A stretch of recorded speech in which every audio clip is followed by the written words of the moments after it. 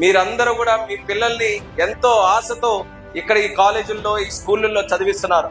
దయచేసి వాళ్ళ మీద కొంచెం శ్రద్ధ పెట్టి వాళ్ళకి హోలిస్టిక్ గా చదువుతో పాటు విలువల మీద కూడా ప్రతి ఒక్కరూ దృష్టి పెట్టాలి.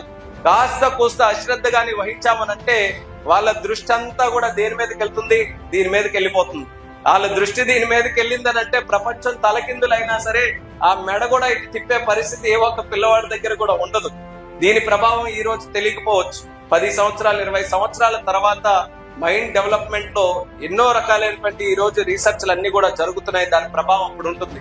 కాబట్టి అంత ఈజీగా తీసుకోకుండా గతంలో ఏ రకంగా మనం పెరిగామో ఆటలు ఆడుకుంటూ 10 మందితో కలిసి ఫిజికల్ గా గేమ్స్ ఆడుకుంటూ ఏ రకంగానైతే మనం పెరిగామో అదే రకంగా మన పిల్లలు కూడా అటువంటి అవకాశాలు కల్పించండి. కాస్త కష్టమైన కఠినంగా ఉన్నా సరే కొన్ని నిర్ణయాలు మీకు మీరే తీసుకొని మనోవికాసానికి సంబంధించినటువంటి విషయాల్లో తల్లిదండ్రులు ప్రధానమైనటువంటి ఫోకస్ పెట్టండి. అలాగే దానితో పాటు పిల్లలకి మీరు ప్రత్యేకంగా ఒక టాలెంట్ ఏదైనా గుర్తిస్తే అది డాన్స్ కావచ్చు, సింగింగ్ కావచ్చు, స్పోర్ట్స్ కావచ్చు, లేకపోతే ఏదైనా హాబీ కావచ్చు, అలవాటు కావచ్చు, అందులో బ్రహ్మాండంగా ఏదైనా రాణిస్తున్నారనంటే మాత్రం ఖచ్చితంగా దాన్ని కూడా ప్రోత్సహించండి. ఎందుకనంటే దేశానికి పేరు తెచ్చే క్రమంలో కేవలం చదువుల్లోనే కాదు టాలెంట్ కూడా మిగతా దీంట్లో ఉంటే అందులో కూడా బ్రహ్మాండంగా రాణించవచ్చు. కానీ అది జరగాలనంటే చిన్నపిల్లల స్థాయి నుంచి ఒక గేమ్ ని గాని ఒక హ్యాబిట్ ని గాని అలవాటు చేసుకోవడానికి దానికి ముఖ్యంగా ఒక ప్లాట్ఫామ్ గా ఉండాల్సింది తల్లిదండ్రులే. తల్లిదండ్రులు గాని ఆ స్టేజ్ లో వాళ్ళకి ప్రోత్సహించకపోతే వాళ్ళు భవిష్యత్తు తరాన్ని వాళ్ళకు ఉన్నటువంటి టాలెంట్ ని వాళ్ళు వినియోగించుకోలేకపోవచ్చు. ఈ రోజు మనం నితీష్ కుమార్ రెడ్డి ఆస్ట్రేలియాలో సెంచరీ కొట్టారు. ఎంతమంది గర్వపడ్డాం మన వైజాగ్ కుర్రాడు అని చెప్పి. కానీ ఆ వైజాగ్ కుర్రాడు అలా చేయాలనంటే వాళ్ళ నాన్న జాబ్ కూడా మానేసి ప్రతిరోజు కూడా ప్రాక్టీస్ కోసం ఆయనకి తీసుకొని వెళ్ళేవాడు.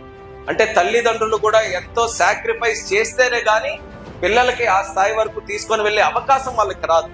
నేను అందరినీ ఊరికే స్పోర్ట్స్ మెన్స్ గా తయారు చేయమని కాదు, ఎవరికైతే టాలెంట్ ఉంటుందో ఆ ఇష్టం ఉంటుందో దయచేసి దాన్ని ఆపేయొద్దు. అలాగే స్కూల్స్ నుంచి కానీ తల్లిదండ్రులు కానీ అందరూ కూడా కలిసి కట్టుగా వాళ్ళ మీద ఫోకస్ పెట్టి ముందుకు నడిపించాలి. ఆ రెవల్యూషన్, ఆ విప్లవం అనేది మన జిల్లాలో కూడా ఎక్కడో ఒక దగ్గర రావాలనే ఆలోచనతోనే కొన్ని విషయాలు మీ అందరికి కూడా తెలియజేసుకుంటున్నాను. ఖచ్చితంగా దాని మీద దృష్టి పెట్టండి. ఎంత చక్కగా చేశారంట గోదాదేవి విష్ణు తాలూకా ఏదైతే ఆ స్టోరీ ఉందో ఎంత చక్కగా చూపించారు వాళ్ళందరూ కూడా. ఈ రోజు మనకి ఒక 5 నిమిషాలు 10 నిమిషాల తాలూకా ఒక చిన్న ప్రోగ్రామ్ లా అనిపించవచ్చు. కానీ ఆ పిల్లలు ఎవరైతే అందులో పార్టిసిపేట్ చేస్తున్నారో వాళ్ళకి బలంగా చిత్రించబడిపోతాయి ఇవన్నీ కూడా సన్నివేశాలు. వాళ్ళు ఎక్కడికి వెళ్ళినా సరే వాళ్ళకు గౌరవం ఉంటుంది. చిన్నప్పుడే మనం చూసాం, చిన్నప్పుడే నేర్చుకున్నాం, దాని తాలూకా విశిష్టత ఏంటో మనం తెలుసుకున్నాం అనేది వాళ్ళకి చిన్న పిల్లల స్థాయి నుంచే దాని మీద ఒక గౌరవం అనేది ఇప్పుడు కూడా ఉంటుంది. అందుకనే స్కూళ్ళల్లో కూడా ఇలాంటి కార్యక్రమాలు కూడా చేయాల్సినటువంటి అవసరం ఉంది.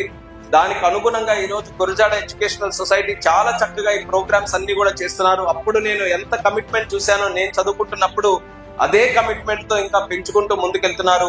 గురజాడ ఎడ్యుకేషనల్ సొసైటీ శ్రీకాకుళం జిల్లాలో ఉన్నందుకు మొట్టమొదటగా గర్వపడే వ్యక్తిని నేనన్నది మళ్ళీ ఈ స్టేజ్ ద్వారా కూడా మీ అందరికీ కూడా తెలియజేసుకుంటున్నాను. రాబోతున్నటువంటి నూతన సంవత్సరం అందరికీ కూడా మంచి జరగాలని, అలాగే సంక్రాంతి పండుగ కూడా అందరూ ఆనందంగా జరుపుకోవాలని నూతన సంవత్సర సంక్రాంతి శుభాకాంక్షలు మీ అందరికీ కూడా తెలియజేసుకుంటూ నా తరఫున అలాగే శంకర్ గారి తరఫున ఇద్దరి తరఫున కూడా మీ అందరికీ న్యూ ఇయర్ శుభాకాంక్షలు తెలియజేసుకుంటూ సెలవు తీసుకుంటున్నాం.